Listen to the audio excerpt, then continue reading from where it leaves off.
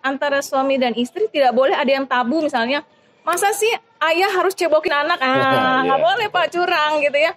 Istri aja mau kok terjun bantu cari nafkah, maka suami juga mau terjun bantu urusannya istri juga gitu. Nah sama kita ketika bisnis online, cari nih sosial media yang lagi rame Pak. Lagi rame ya. Wah, Instagram rame nih, ayo kita buka jualan di sana. Facebook lagi rame, kita jualan di sana. YouTube rame, kita jualan di sana, gitu aja. Oke, Assalamualaikum warahmatullahi wabarakatuh. Waalaikumsalam. Oke teman-teman, sahabat Imoline Official, hari ini kita kedatangan tamu orang yang sangat luar biasa, seorang ibu rumah tangga. Beliau juga terkenal menjadi provokator bisnis emak-emak ya. Hari ini dia akan sedikit sharing ke kita alasan beliau membangun bisnis, alasan beliau istilahnya menjadi provokator untuk emak-emak itu apa aja sih. Kita langsung kenalin langsung siapa sih beliau. Beliau adalah Ibu Muri Hadayani. Selamat sore Ibu. Sore apa? Ya. Nanti profilnya bisa cek di sebelah sini.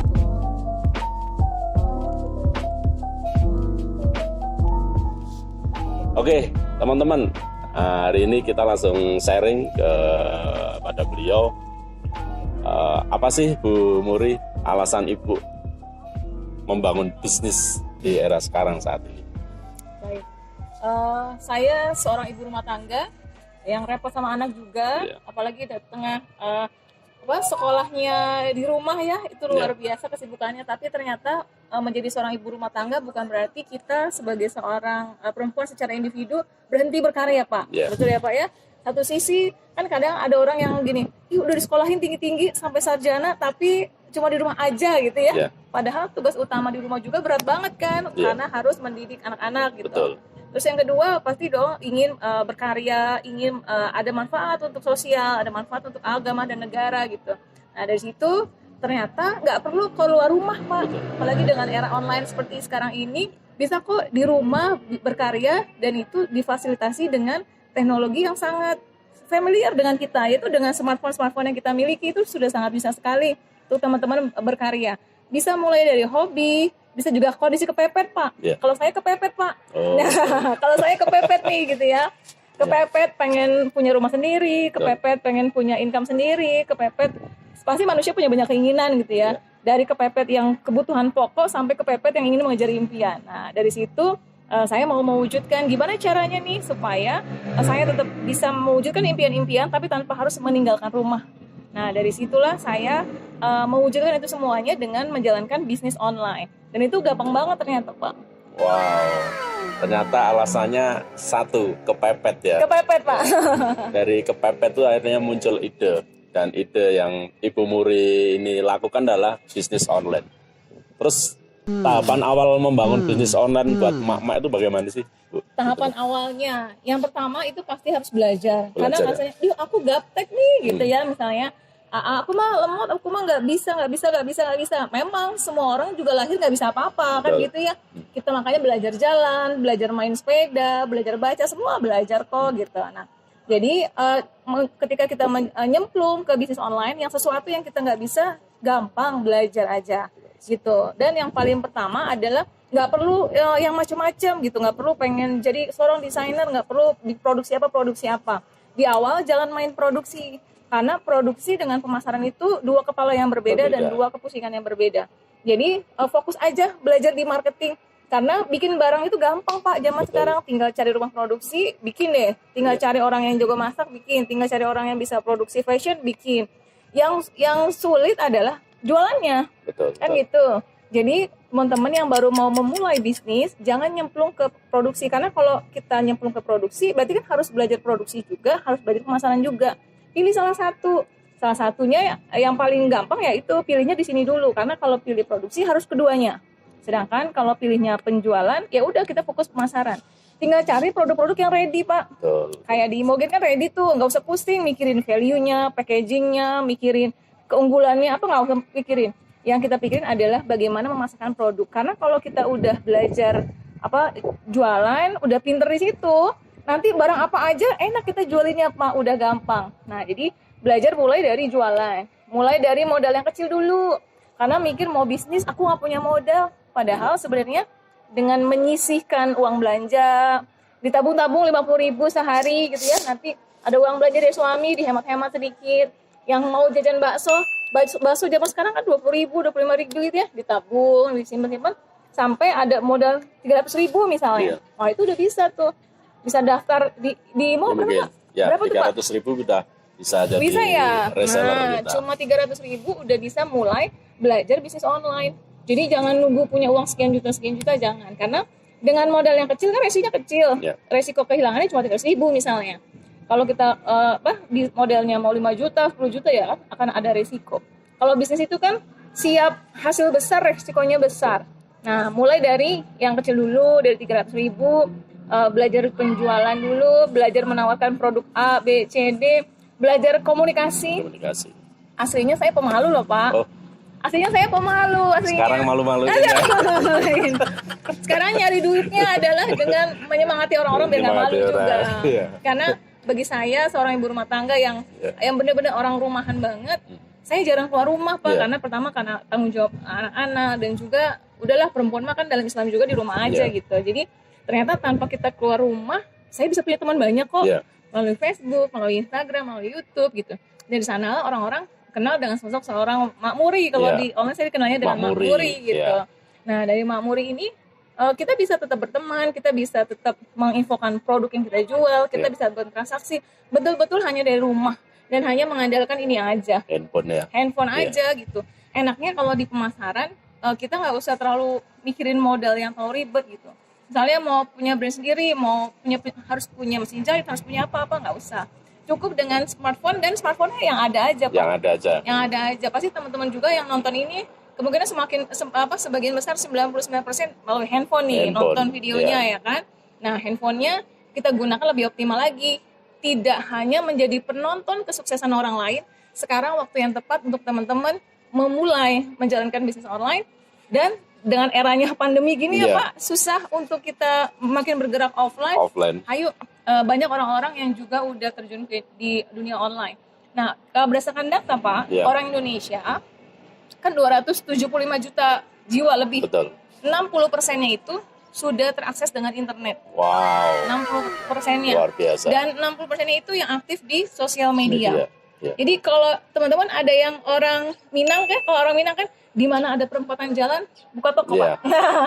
Di mana ada perempatan buka toko, ada tempat strategis buka toko. Nah, sama kita ketika bisnis online, cari nih sosial media yang lagi ramai, Pak. Wah, Instagram ramai nih, ayo kita buka jualan di sana. Facebook lagi ramai, kita jualan di sana. YouTube ramai, kita jualan di sana, gitu aja. Jadi kuncinya kalau di bisnis online, yang pertama belajar, yang kedua perbanyak teman. Gitu.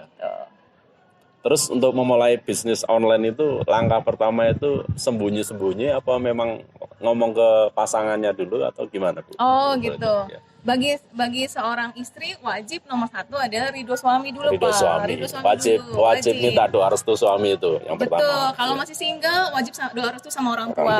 Kalau yang sudah berpasangan, istri wajib minta restu sama suami karena suami ridhonya Allah ya Pak. Jadi kalau kita sembunyi-sembunyi nanti dimarahin, kamu nih mainan handphone terus, anaknya nggak diurus, gitu.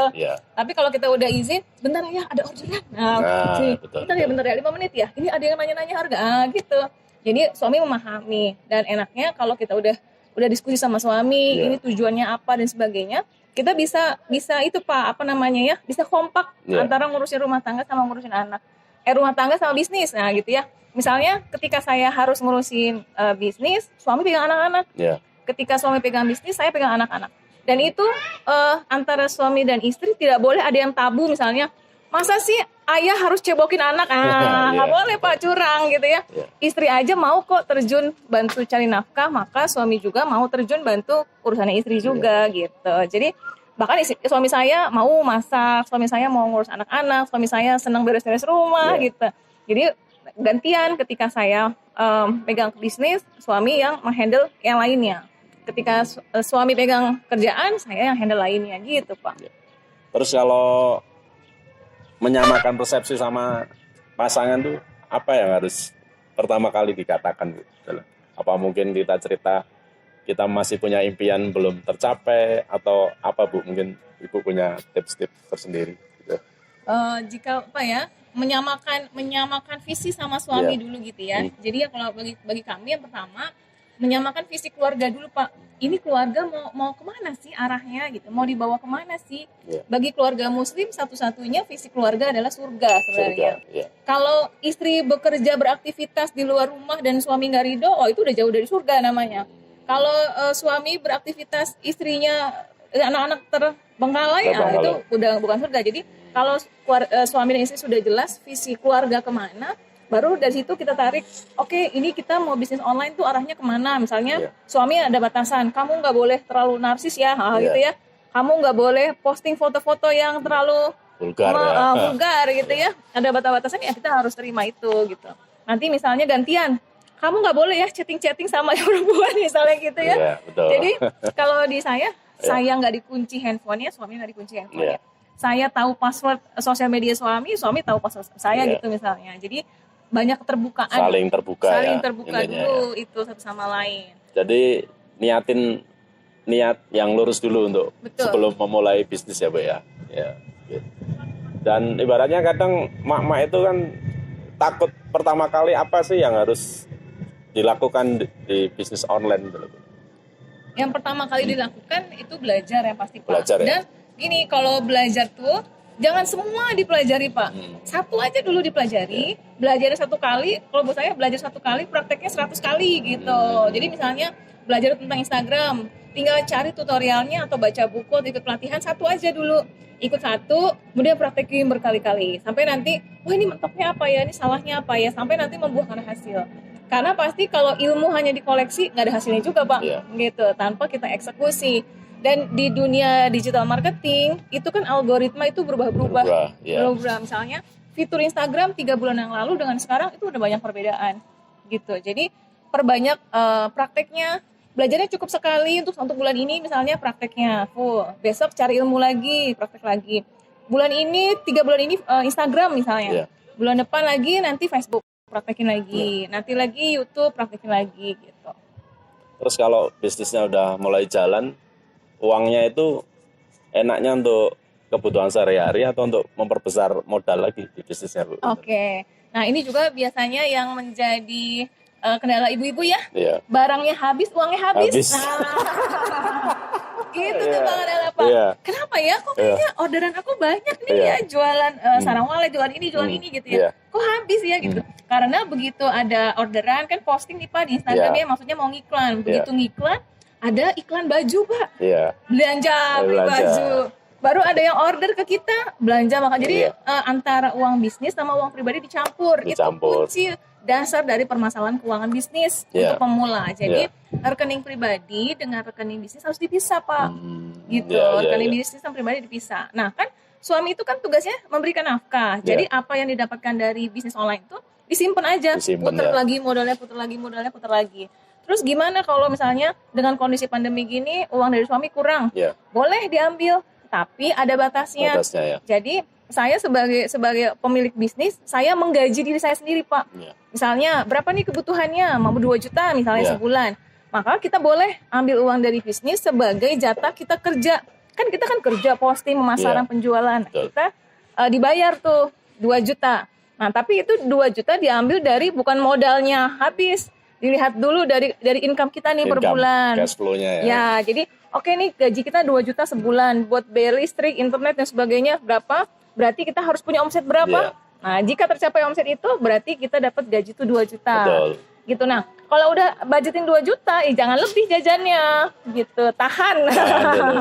Tahan nafsu buat jajannya itu yang harus dijaga. Jadi buat tips buat emak-emak, ya kalau bisnis online ya selain iklan, ya scroll untuk belanja bajunya dikurangi dulu. Boleh lah buat lihat-lihat, buat cuci mata katanya. Tapi ya jangan melantur lah gitu. Jangan kebablasan ya. Jangan kebablasan itu. Karena takutnya tadi itu kelihatannya orderannya banyak, uangnya nggak ngumpul. Ternyata ngumpulnya dibeli baju branded, tas branded, ya, seperti itu. Terkadang lebih besar keinginan daripada kebutuhan, Pak. Lapar mata ya. Oke, mungkin terakhir closing statement dari Bu Muri buat teman-teman yang sekarang lagi belajar pemula bisnis online apa sih Bu? Silakan. Baik, teman-teman pahami bahwa kita menjalankan bisnis itu kan pasti mengurangi jam kerja jam kita ngurus peliharaan gini ya, ngurus keluarga, ngurus anak-anak, kita udah ngorbanin waktu loh gitu ya. Jangan sampai semua pengorbanan kita itu nggak ada hasilnya, cuma capek aja, kemudian barang habis, uang habis, nanti jadinya ujung-ujungnya suami nggak ridho sama kita. Anak-anak yang harusnya main sama kita, bunda nih mainan handphone mulu, aku main handphone nggak boleh kok, bunda mainan handphone mulu gitu ya. Jadi betul-betul diseriusin karena kita sudah kehilangan banyak waktu kok untuk ngurus ini gitu. Jalan dengan serius, boleh sebagai sampingan tapi bukan berarti asal-asalan mengurus keuangannya gitu. Dan yang penting juga harus ridho suami, selain ridho suami Pak, harus ridho anak-anak juga. Jadi kita jelasin, enggak kok bunda enggak main, diajarin kita tuh gini gitu. Jadi ketika kita berusaha untuk adil membagi peran Pak, adil membagi peran. Karena bagaimanapun Allah tidak akan bertanya nanti omset kamu berapa, nggak akan tanya. Allah akan tanya anak-anak yang Allah titipkan bagaimana dengan suamimu gitu kan, bagaimana dengan kewajibanmu sebagai ibu rumah tangga gitu. Jadi adil membagi peran sebagai ibu, adil membagi peran sebagai suami, adil membagi peran ibu rumah tangga, urusan rumah dan bisnis gitu. Jadi berjuang untuk adil membagi peran sehingga suami ridho, anak ridho, insya Allah Allah ridho dan Allah kirim banyak bantuan untuk kita menjalankan bisnis online. Betul. Oke teman-teman, itu sekilas tentang bincang-bincang kita, tips bisnis untuk ibu-ibu atau bapak-bapak juga boleh sih sebenarnya. Jadi dikala pandemi seperti ini, bisnis online sangatlah luar biasa. Jadi yang belum bisnis online segera take action, cari info mau bisnis apa, semua ada di internet. So, sekian dari liputan Himalayan Official hari ini. Terima kasih Bu Muri atas tipsnya. Buat teman-teman, stay tune juga di channel-channel kita selanjutnya. Thank you. Wassalamualaikum warahmatullahi wabarakatuh. Waalaikumsalam.